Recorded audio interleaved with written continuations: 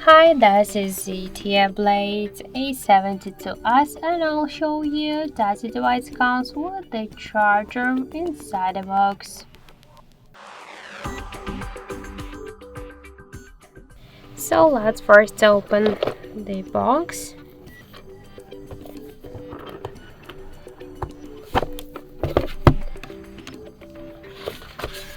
So okay, let's change it, check it. We got here a couple of the paper box, so let's check one from them.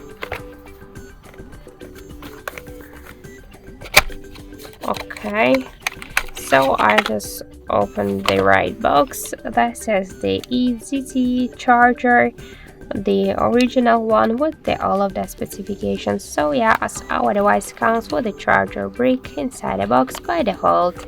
That's it. Thank you for watching, and if you find this video helpful, leave thumbs up and subscribe our channel.